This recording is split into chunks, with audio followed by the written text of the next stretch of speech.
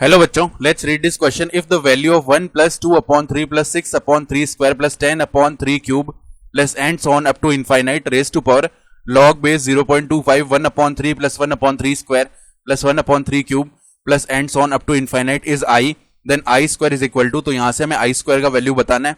Start करते हैं हमारे की कॉन्सेप्ट से. तो देखो की कॉन्सेप्ट क्या हो जाएगा. हम जानते हैं कि sum of infinite terms of a GP यानी ज्योमेट्रिक प्रोग्रेशन, उसके इनफाइनाइट टर्म्स का सम यानी कि एस इनफाइनाइट, इसका वैल्यू कितना होता है ए अपॉन में 1 माइनस आर, जहां पे ए हमारा फर्स्ट टर्म होता है और आर कॉमन रेशियो होता है. ठीक है, तो अब ये जो सम है इसको हम एस बोल देते हैं. तो एस इज इक्वल टू क्या लिखा हुआ है 1 प्लस में 2 अपॉन 3 प्लस 6 अपॉन में 3 स्क्वायर प्लस में 10 अपॉन में 3 क्यूब प्लस में एंड सॉन. ये अप टू इनफाइनाइट जा रहा है, अप टू इनफाइनाइट. और रेज टू पावर कितना है यहाँ पे log बेस 0.25 और अंदर लिखा हुआ है 1/3 प्लस में 1/3 स्क्वायर प्लस में 1/3 क्यूब प्लस एंड सॉन. ये भी जा रहा है अप टू इनफाइनाइट. ठीक है, तो इसको सॉल्व करने के लिए एक बार के लिए हम S1 बोल देते हैं. क्या 1/2/3 plus 6/3 square plus 10/3 cube plus में एंड सॉन. आगे ऐसे चलता जा रहा है. इसको इक्वेशन 1 बोल देते हैं. अब इक्वेशन 1 को हम 1/3 से मल्टीप्लाई करेंगे तो S1/3 इज इक्वल टू, यहां पे देखो पहले तो 0 लिख दिया, प्लस में 1 को 1/3 से मल्टीप्लाई किया तो 1/3 आ गया. देन 2/3 को 1/3 से किया तो 2/3 स्क्वायर आ जाएगा. इसी तरह 6/3 क्यूब आ जाएगा आगे, प्लस में एंड सॉन आगे चलता जाएगा ये इसी तरह. अब हम इसको इक्वेशन 2 बोलते हैं. तो इक्वेशन 1 माइनस में इक्वेशन 2 कर लेते हैं. क्या मिल जाएगा हमें S1 माइनस में S1/3. ठीक है, और यहां पे देखो 1 माइनस 0 तो 1 हो गया, प्लस में 2/3 माइनस 1/3 यानी कि 1/3 बन गया इधर. ठीक है, देन 6/3 स्क्वायर, इधर भी 2/3 स्क्वायर है तो डिनोमिनेटर तो सेम है. डायरेक्टली 6 माइनस 2 यानी 4 हो गया. तो प्लस में 4/3 स्क्वायर प्लस में इसी तरह देखो यहाँ पे भी 3 क्यूब डिनोमिनेटर है, 10 माइनस 6 4 हो गया.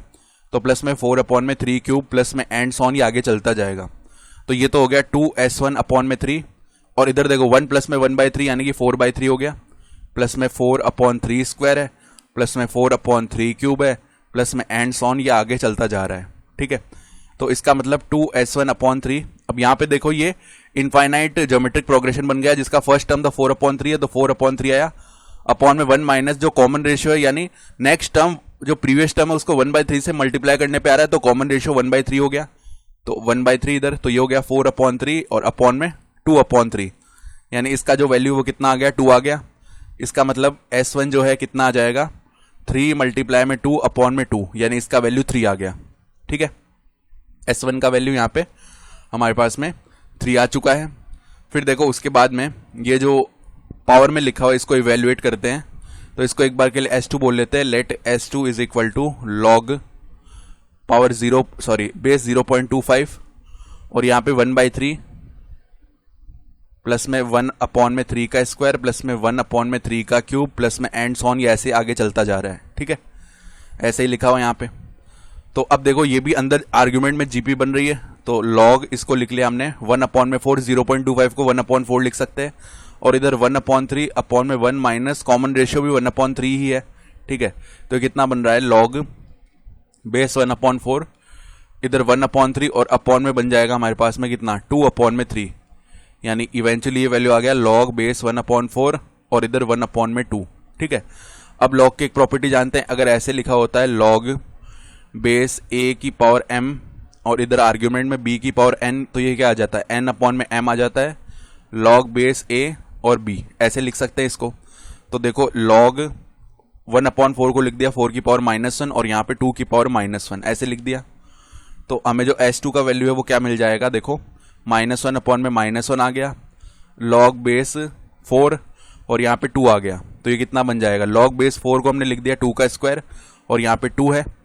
तो अब देखो 1/2 आगे आ गया और यहाँ पे कितना हो गया log बेस 2 और 2 log बेस 2 इसका वैल्यू 1 यानी 1/2 मल्टीप्लाई में 1 बनेगा जिसका वैल्यू 1/2 है.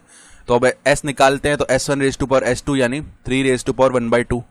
ये आ गया हमारा S का वैल्यू जो कि किसके इक्वल था I के इक्वल था. ये हमें I स्क्वायर निकालना था तो आई स्क्वायर देखो √3 हो गया, 3⁻1/2 का मतलब इसका स्क्वायर यानी रिक्वायर्ड आंसर कितना आ जाएगा, 3 आ जाएगा इस क्वेश्चन के लिए। ठीक है, I hope you understood this explanation, best of luck.